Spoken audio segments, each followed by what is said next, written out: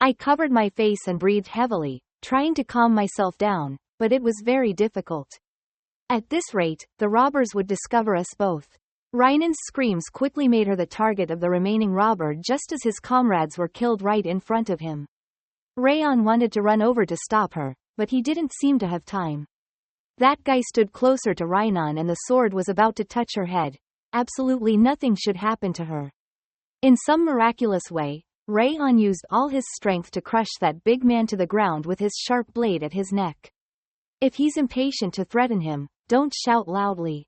If you don't give me permission, if you dare to speak up, you're dead. You have to answer my questions. If you don't obey, I'll rip your bones out. There. It was clear that the boy above was not yet 18 years old, but now that the sword was in his hand, the man had to agree immediately whether he wanted it or not. He felt lucky that he had prevented Reinan's death, but he was worried when he saw her panting on the snow, her whole body shaking. It was clear she was scared, but at least she was no longer screaming. More is good. He was quite scared just now, but thanks to Reinan, I was able to act, so I have to say that girl just did a good job. After Reinan regained his composure, he took the hostage boy out of the cave, leaving Reian alone to question whether that guy was part of the White Fox gang or not. How many of you there are and where are you staying? He answered clearly that there were a total of 39 people and were in the forest, and that the number of hostages that those 39 people held was only one person. But this statement was extremely true to what Reian thought. Sure enough, there is still another hostage. After being rescued, the boy began to timidly speak. Swordsman, the hostage inside is my younger brother. Please save my younger brother. Reinan looked at the poor dirty child and went to comfort him. Don't worry, we'll save it, don't worry. But unfortunately Reian had to adjust it. He didn't say that. Why are you so close to that boy? Reinan's blank look had returned. The girl asked me to say it for her. Anyway, you'll say the same thing later. Looking at the flickering candlelight in the cave, Reian suggested calling someone to save him so the hostages would be safer. Among them are 36 robbers and a loan shark, so they can be very dangerous. Pulling out the soundless flute, Reinan asked, should we blow it to signal, and he immediately agreed. Closing his eyes as if blowing into a soundless flute would take a lot of strength. Reinan pushed a long breath even though he didn't hear any noise. Reian also couldn't hear anything. He was closest but still couldn't hear a single sound. Maybe that's also the reason why Rimmer gave the kids this flute. The peace of mind in Reian's heart only lasted a few seconds. Immediately, a man's angry voice rang out in the cave. It was a silent flute, and all the rivers rose up quickly. They are hunting us. Actually, I didn't expect there to be such a sharp person among the robbers. I was right next to him and didn't even hear anything. With a hostage, it's impossible for everyone to escape from here easily. Behind were all 36 robbers chasing, Reian alone holding the other robber's head to threaten while Reinan quickly led the hostage boy away. As soon as I walked out, I saw a kid holding his subordinate's head. The leader was very angry. Isn't this kid afraid to dare to come to this place? How reckless, right? The leader looks quite old, so he doesn't think anything of a kid like Reian. He just wants to know, who are you guys trying to call here, playing the flute? It took a long time for Reian to answer. He firmly tightened the hair on the robber's hand to give immediate conditions.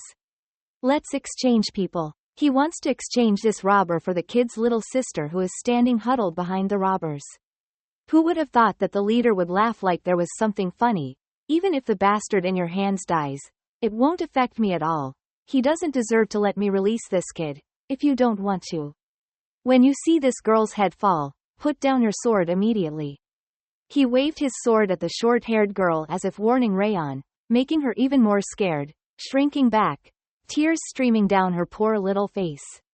One of the things that Reian hates the most is threatening him and making demands, so he narrowed his eyes and looked at that damn guy and said okay, but he didn't let go of the robber yet and called Reinan behind in a low voice, step back. Wait for my signal. His signal was a sword that cut off the robber's neck right in front of him, causing blood to splatter, making the remaining robbers extremely scared, unable to believe that a little boy could be so bold. The group of people who were hit by their accomplice's blood immediately opened their mouths to curse him, instead of giving them any chance to attack them. Rayon immediately raised his hand and threw the sword across the line of people, aiming at a younger guy standing behind. He aimed at that guy because he was the one standing closest to the short-haired girl and was the one who could hit the sword. Baby at any time. Blood spurted out from the robber's inverted cage, making the short-haired boy hastily step aside in fear, but this was the only way to save the hostage. Right at this moment, Rayon shouted for her friend to quickly create fog to cover her vision.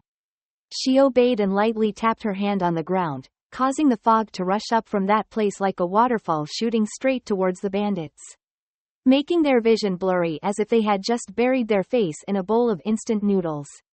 No matter how much I looked, I couldn't see that Rayon had rushed into the cave and gently picked up the little girl who had fainted because she was so scared. When the fog began to clear, the robbers discovered that the boy had run away with the hostage. Don't lose sight of them. If you meet them, kill them immediately. Their orders were to hunt down Rayon and Rhinon and the two brothers captured from the nearby village. The two of them were not far from the cave at this time, and were discussing that the children were so cold that they fainted, so it would be difficult to run away with just the two of us, and we couldn't forgive those robbers. If we just let them go, we wouldn't know. What more crimes do they cause in the villages? Although there are many of them, we must destroy them right here at this time. Of course, he didn't want to take Ryunan along to make her obsessed, so he told him to stay here and watch over the kids. Rhinon's guilty light fell on the blonde man's right arm, which had a long, bleeding gash. But this was no problem for him, so Rayon simply said, "When I finish dealing with the robbers, I will be right back." Yet as soon as he stood up, Rhinon's hand tightly grabbed the hem of his shirt. She looked like she was urgently telling him not to leave. "You're injured and fighting like that is very dangerous. The teachers will be here soon, so wait for everyone to come." Rhinon looked like he was about to cry. His voice was broken and he looked so depressed that Rayon didn't know what to do, but it wasn't clear when reinforcements would arrive. "Rayon won't let them get here to capture both of you first or let those bandits escape." He looked at her for a moment and moved closer to comfort her. It's true that that battle is also scary for experienced swordsmen and practitioners like us. But do you know what is the scariest thing? It's sitting still and doing nothing. All that. These simple words made Rhinon raise his head to look at him. It was both difficult to accept but very easy to accept because the robbers had committed many extremely barbaric actions that were difficult to forgive. There were also people who died under guard in the village, so we cannot turn a blind eye to their sacrifice. We are rangers after all. He reminded the girl who had once been so strong. Our mission is always to carry out the mission to the end, to follow in the footsteps of those who went before and protect those who stay behind. Having said that, he stood up and reminded Rhinon about how she met Kyrier last night, that it was unclear how her brother treated her, but the more she feared someone, the more that person's shadow would appear. Then fear will become more and more deeply ingrained in the mind. So if you run away from fear all your life, you will be tormented by it. Rhinon, Rayon spoke softly. Only you can protect yourself and the people next to you. Having finished speaking, Rayon decisively reached into her chest pocket, took out something and placed it in the girl's hand, instructing her, from now on what she has to do. Let her decide with her own hands, Rhinon. Just like that, he turned and headed straight towards the robber's cave, leaving her with only one sentence. No need to hide in the dark anymore. Rayon left for a while, then Rhinon still sat there, his eyes filled with tears, as if thinking about what he should do. Actually, Rhinon wants to change, wants to forget those old hauntings, doesn't want to be bound by the past with that evil brother anymore. She also has precious things that she wants to protect like that squirrel Ruby. If she had been stronger, she probably wouldn't have let Ruby die so pitifully. Rhinon's tears kept rolling down his cheeks, telling himself he would not hide in the dark anymore. He would look forward to the bright future ahead, and the delicately carved wooden squirrel in Rhinon's hand continued motivation for her to keep moving forward. These cheap bandits can kill an entire village, but in Rayon's hands, they are nothing. A single sweep of his sword energy could kill 3 to 4 people at the same time, making them extremely worried. They rushed together to kill that guy, but only saw an increasing number of their comrades falling. Blood was scattered all over the ground of the cave. I could hear a strong fishy smell in the air combined with the panicked sounds of the robbers. Stop it immediately. I'm just a kid. Why couldn't I do anything? The middle-aged man with the white beard was now starting to get a little impatient. Looking at the blonde guy in front of him again and again, he was just a kid, but a bunch of men here couldn't hurt him? Suddenly, a guy jumped up right above Rayon's head and was about to strike him down with a sword from behind. Just by gently turning his body, he pushed his body back to avoid that guy's sword, but it seemed like it was just an attack. A trap for the middle-aged man behind to jump up and slash the damn mouse in front of him. I have to admit that his attack was too terrible as it hit the rocks below, causing a fierce explosion, but unfortunately he had turned into the wrong box, and in front of him did not see the slash hitting the guy's body. It's just a sizzling, smoking ground. Where has it gone? As soon as he finished asking the question, he heard Rayon's answer coming from behind him like a ghost chasing a demon following him. How long are you going to wait for your chance like a coward? At the end of the sentence, he swung his hand and chopped off his head in an extremely decisive manner, reducing the morale of the remaining bandits in the cave, to the point where they kept backing away and wondering, is that a monster or something like that? He's already this strong at his age, is this guy really just a trainee soldier? He didn't want to waste any more time killing, so he gently passed by them and told them to surrender. Their leader was dead. Yet another unreasonable man rushed to attack him from the right wing. Rayon blocked it, but now the main character of this cave appeared. A guy wearing a headband was laughing at him. Are you guys going to give in to this kid? Even though he seems younger than the white-bearded old man just now, his tone and confidence must be twice as great. If he criticizes his juniors, if he continues like this, he will make himself look bad when he joins the North-South Alliance. Just Tiger. Rayon frowned at this talkative name, then turned to scrutinize his appearance. He looked very much like a rich guy. He raised his sword and intended to rush towards Rayon, seriously injuring him so that he could be held hostage to receive ransom from the family. Surely this blonde guy would be an extremely better bargain than the children in the village, so the swing of his sword sounded extremely harsh. The strength of an adult man is completely different from that of a child under 15 years old. Rayon flew backwards and hit the hard rock, using both hands to fend off the enemy's aggression. It was clear that this guy was the leader of the White Tiger Bandits, not the previous one. He was definitely an introductory swordsman and possibly a full-fledged swordsman, that's why his strength was so fierce. In the midst of a fierce collision, I suddenly felt tears in my eyes for 2 whole days when I saw a loud male voice from outside shouting, "I found them. That bitch and the hostage are both here." Outside, Rainon was also being forced into a position where he had to use all his strength to resist. Looking at her trembling like that, Rayon realized that she was really dead. She wasn't ready to fight, she had to come help, but the leader wouldn't let him rest for a second. As soon as he saw it, he turned his eyes to the outside of the cave store and laughed with glee, then slashed his sword again at Rayon. "How dare you look away while you're standing facing me like that? Are you worried about your accomplices or something?" The more Rayon forced her to defend against my swords, the more she laughed. "You and I should have a little more fun. Don't go out there and get in the way, okay?" Although each of his sword attacks did not hit Rayon's weak point, it made it extremely difficult for him to resist. Outside, Rainon is fine for the time being because her true magic skills are so strange that if she only uses sword energy, it is difficult for robbers to approach her. But very quickly they discovered the confusion on Rainon's face every time he took action. It seemed like the kid in front of her had never killed anyone, so the robbers weren't afraid at all and just rushed towards her, demanding to hand over the hostages, and stop beating around the bush. Glancing at the group of children sleeping behind him, Rainon knew he had to protect those children at all costs, and to do that he had to kill the enemy in front of him. Her hand clasped the sword uncertainly.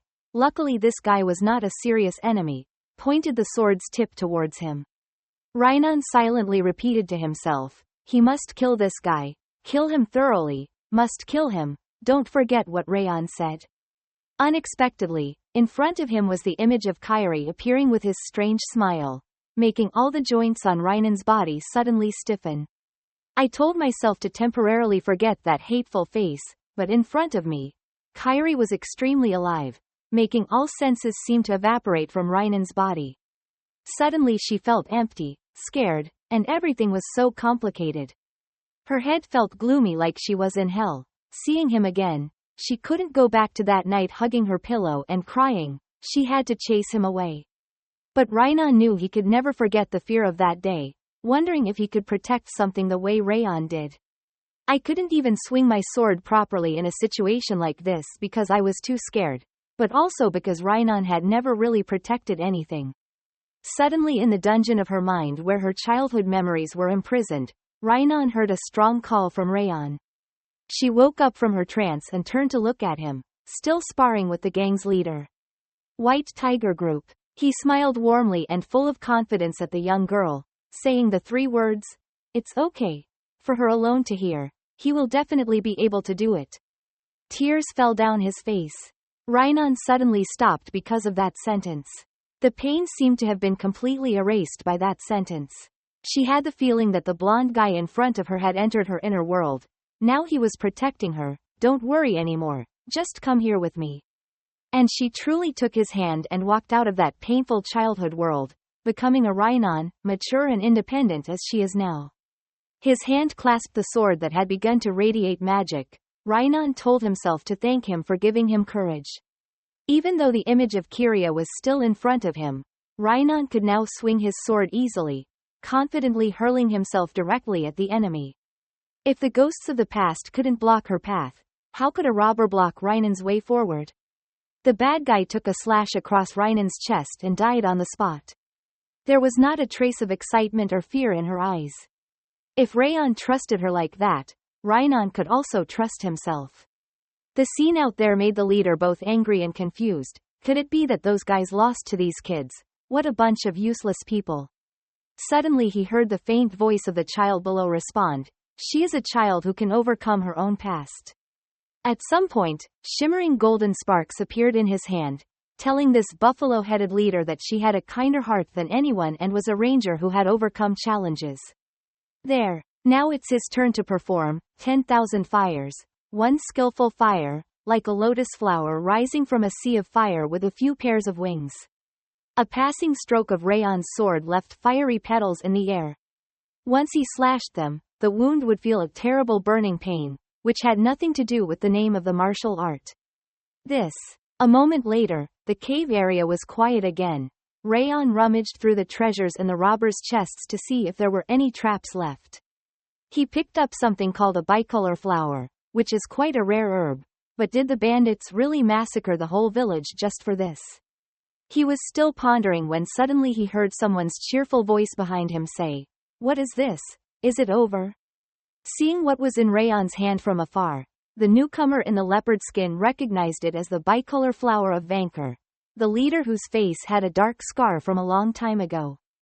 Extremely excited, he asked, "Did you two kill them all?" "What about killing them all?" Rayon doesn't know this guy, but that measly attitude makes him a bit uncomfortable. He wasn't annoyed by Rayon's chatty style. On the contrary, he even smiled and praised him for being brave. Not only that, he was also very good at calculating and judging the situation. "Being so confident is probably because you are very good." Rayon interrupted his praise of the soap and asked, "Someone from the North-South Alliance?" "I just heard that person confirm correctly. My name is Dictor." Rayon immediately went into a state of alert. Dictor was a name he had heard once before. He was a genius swordsman who joined the North-South Alliance with only a single sword and then became the leader of a large bandit within just 10 years. The infamous White Tiger Bandit that people fear is nothing to this guy because Dictor is truly a swordsman with extremely strong abilities. It's strange that just by looking at him, he guessed the identity of Rayon, who was a child from Zagard's famous direct family, right? "Your sword skills aren't impressive at all, so you're probably still a trainee soldier. So what should I do now?" He was no longer laughing but his face was still cheerful, looking straight at the two kids in front of him and lowering his voice. "Should I kill you?" As soon as he heard those words, Rayon felt an extremely overwhelming aura rushing from the leader of the North and South towards him like a storm. He frowned at the man in leopard skin before him. This man's desire to kill was very clear, but for someone like him who had been an assassin in his previous life and stood on the brink of life and death many times, this was nothing. It's nothing. Seeing Rayon bracing himself to step forward, the leader was both amused and surprised. Oh look, you're not afraid. You're not an ordinary child at all. Not to mention Rayon's trembling body or eye-catching expressions of fear. It also showed that he did not feel shy about this guy's aura at all. The hand that was about to touch the Rayon sword silently told himself that he could defeat this guy if he approached from behind, but if he had to fight directly, there was no chance of winning. He grabbed his sword and pulled it out immediately. Not sure what to do next, but for some reason he didn't want to back down, so he decided to pull out his weapon. Rayon challenged the leader, pulled out his sword and left. He reached towards his sword scabbard but did not pull it out for the time being, just looked at him with strange eyes. If so, you will surely die. Since you were the one who spoke up to challenge others first, then what are you afraid of? Rayon only frowned that it was natural for the weak to be defeated by the strong. Suddenly hearing this sentence from a kid whose nose was not clean made the leader feel very strange. He was truly a different kid. Yet he used an attitude no different from an adult talking to a child. You like that makes me not want to fight even more because I'm so embarrassed to have to kill you here. He was still determined with his intention, reminding the leader that a warrior does not choose where to die, making him slowly wonder and worry like the boy in front of him who was psychologically traumatized. Are you really a child? You have a collection of principles for living, don't you? There's another reason why we don't want to kill people. As soon as he finished speaking, he turned his head back as if he was talking to someone other than Rayon. But it seems like that, why Bao Fong has been observing us for a while now. Rayon didn't know who the Stormwind was in what he said, but before he could ask, he saw the leader standing up on a nearby rock. As he walked leisurely, he said that if you were also part of the North-South Alliance, it would be very interesting. Facing Rayon from a high snow-covered cliff, the leader then asked what his name was. Hearing the boy announce himself as Rayon with great poise, the leader smiled in a friendly manner like a neighbor's brother. Sure enough, he is from the Zygarde family, he is Rayon Zygarde. A happy smile appeared on the leader's lips again, he mumbled his name again. Hopefully one day I will hear the name of the person from the other side of Terukan Mountain and Raver River. Having finished speaking, he disappeared as quickly as possible with such a strange goodbye, one less person and less trouble. Rayon watched him and just mumbled that he was gone. Turning back to Rainon who was waiting for me behind, he called her and she had to go. Suddenly, Rainon called him and hesitated for a long time before asking, "Did I do well just now?" It seems like Rainon thought a lot before daring to say this. At first, Rayon was a bit stunned. It was clear that the two of them were standing here if they did very well, but after a while he smiled and replied, "Yes, you are the best," causing Rainon to finally smile. With a sincere smile, she looks as pure as ice under the sunlight. Just like that, their short but very special mission ended. When Rayon and Rainon returned with the head of the leader of the Snow Lake Bandits, Burton and Martha both expressed shock and anger because this time they were slow to let Rayon lose his victory. Rimmer called the kids over to comfort them because they hadn't had a chance to perform better, and also gave them some advice. Except this mission ends so quickly that it ends up being a storytelling session about Rimmer's first great mission. With one ear listening to the goblin talk, the other ear kept hearing the eloquent chatter in his ear about his past, which made Rayon bored. Having to listen to two people ramble for a while made his ears tired to the point of bleeding. Blood. The rescued children had lost their parents, so the Slean family decided to adopt them. Although they were a bit timid, everyone could see how much they liked them because from the beginning they seemed very sympathetic to them. Rainon. Then after returning from the mission, Rainon and Rayon were summoned by the Lord to be awarded bronze medals for their achievements. He actually felt very surprised to receive praise from his grandfather. Furthermore, Lord Glenn also gave the bicolor flower to his nephew. Being able to keep such a rare elixir as his own made Rayon feel that his luck was smiling again. That night, when he opened the door, he saw a familiar face with blue hair, Dorian, who somehow appeared here at this hour. Seeing Rayon made him laugh out loud. "Boss, He was finally home. The boss told him to come by and tell her what happened when he completed the mission. At first Rayon was speechless, not understanding what this guy was saying. A moment later, he was shocked to realize that this blue-haired guy had already told his mother Sylvia the whole story. Even so, this kid even came home crying, feeling that it was he and no one else who came here. The only person who told Sylvia's mother the son's touching story made him have 3 dots on his head. What the hell was an idiot doing? I don't know. So when he saw the extremely worried faces of Sylvia and Helen at the door, he shouted loudly, "Is that Rayon?" He could understand to some extent, so he wanted to speak up and explain so he wouldn't be scolded for his actions. Dared to confront a group of robbers. Unexpectedly, Sylvia didn't say anything harsh to her son. She rushed over and hugged him like a fragile object. When she let go of her son, her voice was very gentle, praising him for doing a good job. Rayon. What kind of strange expression was this? He stood there, unable to believe that his mother was so gentle.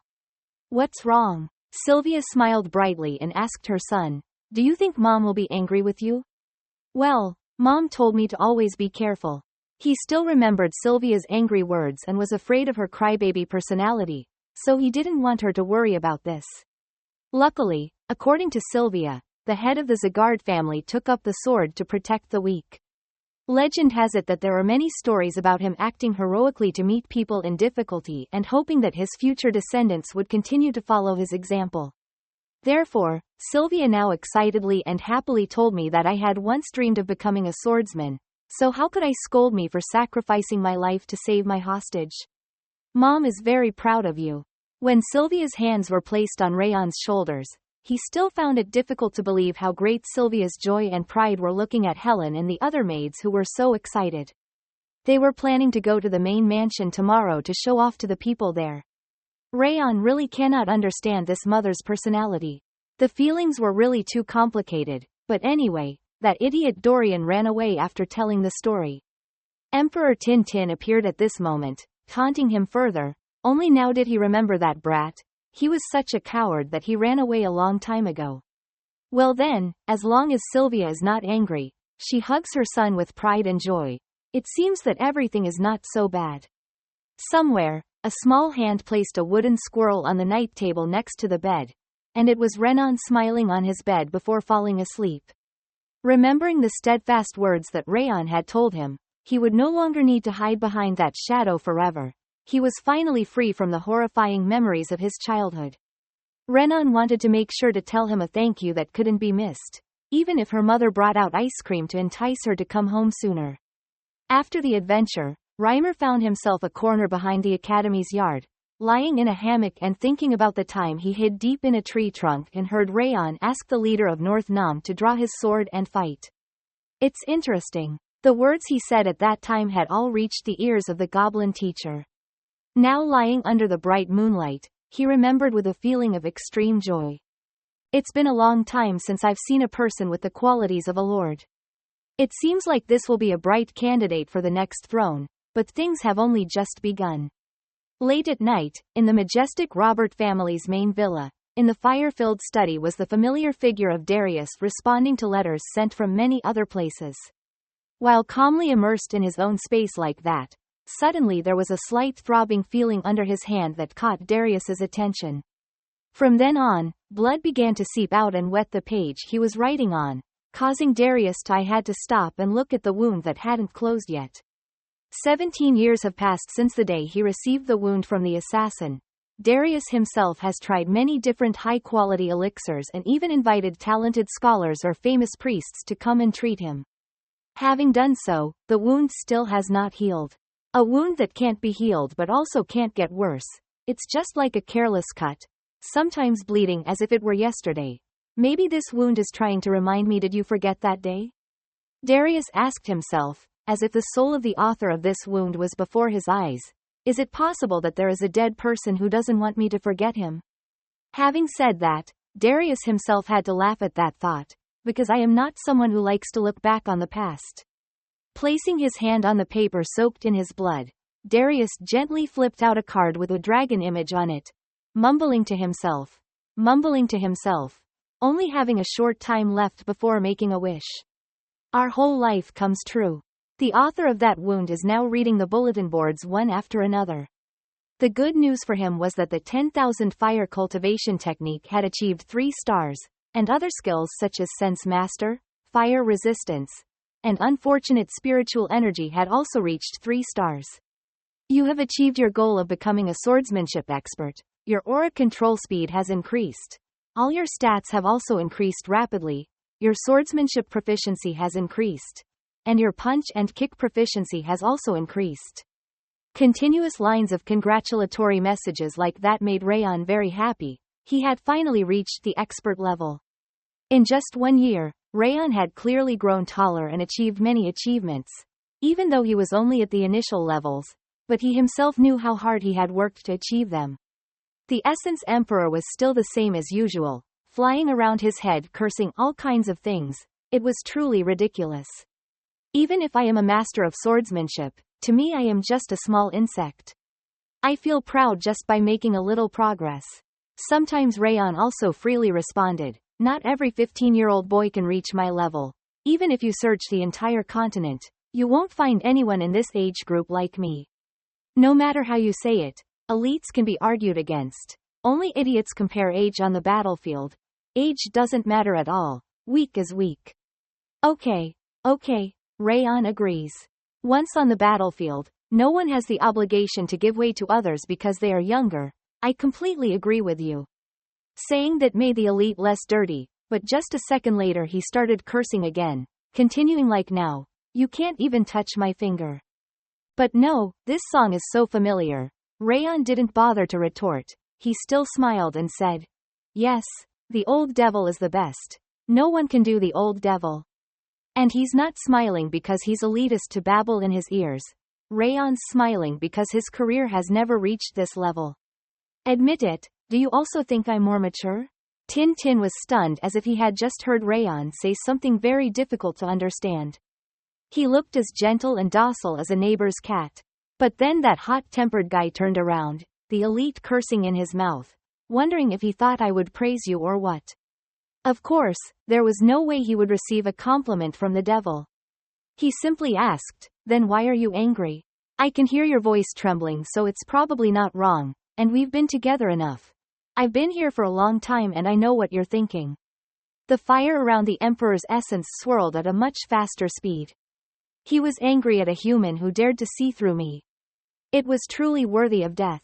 Having finished speaking, the elite opened her mouth and screamed, both as if she were scolding and as if she wanted to send anger into Rayon's head, but this meant nothing to him. On the contrary, the young man threatened that if he did not regain his strength soon, he would be eaten by me.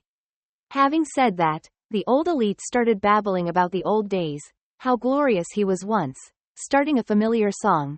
Rayon doesn't want to hear it. He straight up refused. I'm going to go stretch my muscles.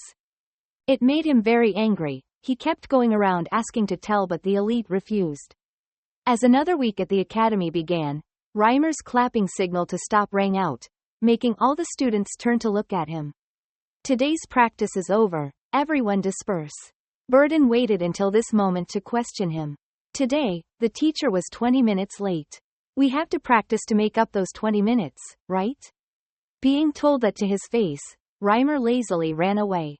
Tomorrow we can practice to make up for it, but coming here today is enough. What an irresponsible spirit. Without a teacher, I won't practice anymore. Rayon also wants everyone to finish. Whoever is on cleaning duty should stay. Waiting for everyone to leave, Dorian gently opened his closet door. He smiled and rummaged around a bit, but as soon as he closed it, he immediately saw Martha's murderous face staring at him. The little boy screamed loudly, his hand tightening on the tree as if he had really seen a witch, making the black-haired girl completely dirty. Is the cleaning department that scary to me? My mouth says it's my honor, but my face turns pale. As if Martha didn't understand what he was trying to say.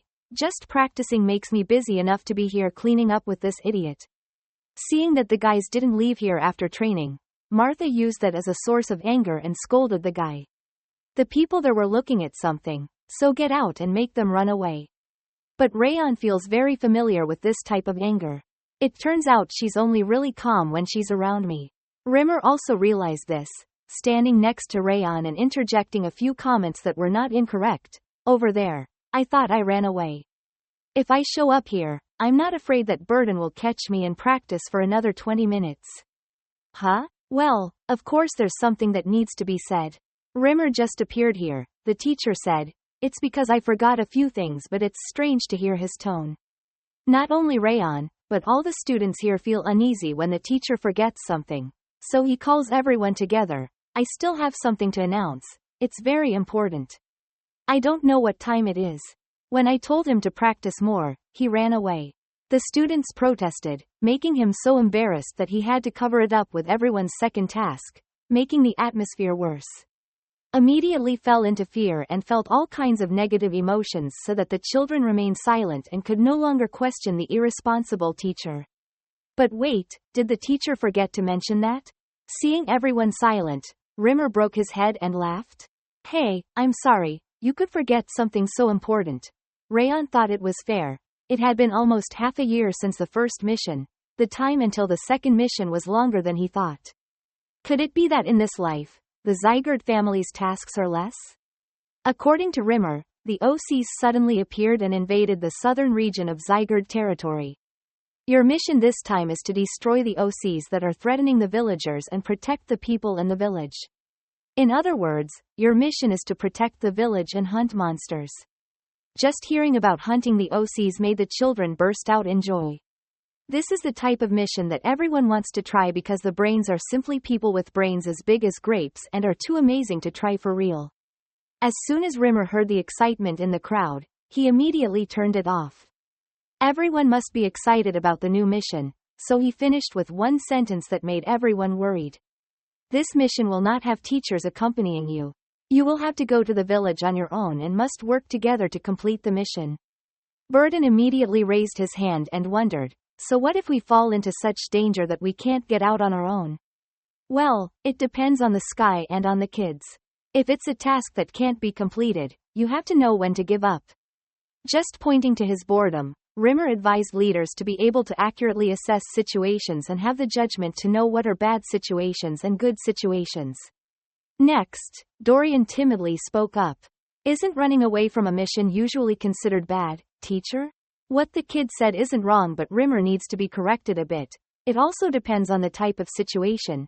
If I'm alone in the middle of 5 monsters, if you can still escape, you should be praised.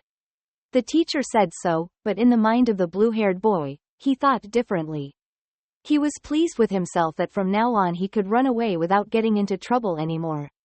Oh, and Rimmer still hasn't gotten over his surprise yet, so let these kids know. Just to be clear, you guys are leaving the morning before tomorrow, which means they only have 2 days left to prepare. Finally, a voice full of discontent rang out from below. Why is there so little time? That's too much. It's already dark and we only have 1 more day left. Rimmer said, of course the teacher will have a reason. There are many things you need to prepare for monster hunting compared to defense or dungeon exploration. So you will destroy the village if you are not fully prepared. Remember to be careful. Just saying that made Burden angry. The teacher kept talking as if a bunch of brats would run around that village. That's all right. Suddenly a calm voice rang out among the children, causing Burden to calm down immediately. Teacher Rimmer had already told us that we wouldn't know when or what the mission would be. What will happen? Now is not the time to panic. We should prepare. He glanced around the classroom full of dissatisfied faces. The more you complain, the less time we have. Well, that's right. There's no way to refuse the mission given by Mr. Rimmer. If you keep wasting time here, you won't be able to finish preparing before the mission begins. So Rimmer is happy to watch the students fuss. Tell each other to move. Now he's just starting to mention, in addition, those OCs are more aggressive and stronger than you think. Compared to your previous matches, they are much more difficult because they are very large in number, and there is no advantage in numbers here, so sometimes it will be difficult to fight them. It is best to dodge their attacks instead of blocking them. Carry as little luggage as possible and focus here on the tank. 2 days later, that's all. I won't tell you anything else but let the whole group disperse. Returning to his familiar home, Rayon started packing and preparing his luggage first. He quickly pulled a leather bag out, filled with a few items and some magic to reduce the weight. Must have been cast upon it. Slinging the bag on his shoulder, whatever it was, whatever the task was, Rayon would definitely do it. Just as he was about to walk away, he saw the mixed beak of the Emperor's essence suddenly appear right in front of his eyes and the heavens scolded him. You're arrogant, you think everything will be as you planned. Something unexpected can always happen. Yes, everything you said is correct. Rayon didn't even bother to look at the elite and just brazenly complained, like the way the person who gave us all those stat points made him mad. He wanted to sew Rayon's mouth shut, but there was no way he could do that. The more he spoke, the more maddened he became. While arguing back and forth, suddenly there was a polite knocking sound outside the door, making Rayon surprised, wondering who would come to visit her at this hour. Just as she opened the door and was about to ask who it was, Rayon's eyes widened when she recognized a familiar figure in front of the door. It was her mother and no one else. She was wearing a neat outfit, very suitable for acting and looking. The boy's eyes were not as happy as usual. As soon as she saw Rayon's face, Sylvia furrowed her eyebrows and grumbled, "If you have a mission, you should let me know, but the problem is how did you know?" He didn't say anything, or maybe Dorian was a snitch. Sylvia stood on her hands and looked at her son who still refused to tell the truth, so he bluntly told him that Rimmer had told me that this damn goblin had revealed all the plans. He could only sigh and tell his son. "Sorry, Mom." However, Sylvia did not scold him anymore, just frowned at his son, then grabbed his wrists and gently told the class, "Becoming a class president is not just a representative like other students. You also have responsibility for guiding other students on a better path. You should not solve tasks alone, but should assign tasks to your teammates to reduce losses and lead everyone to success together. Your friend's life depends on your decision." He silently listened to what Sylvia told him, finding it strange that he thought his mother would come here to scold him, but he didn't expect to give advice.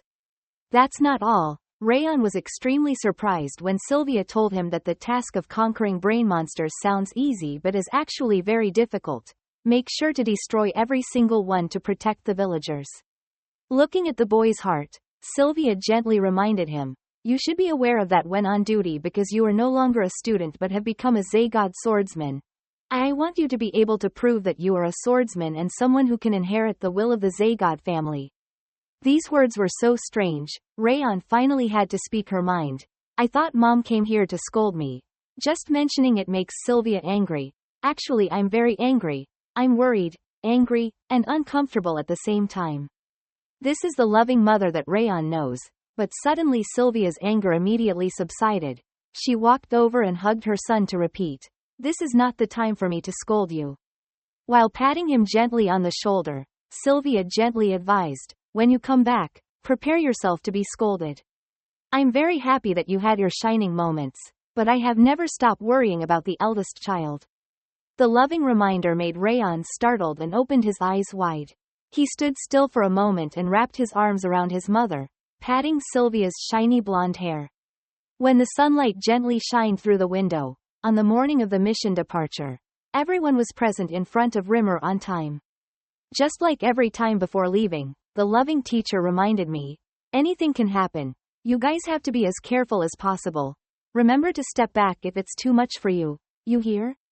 The children answered yes, sir, so loudly that Rimmer felt very relieved.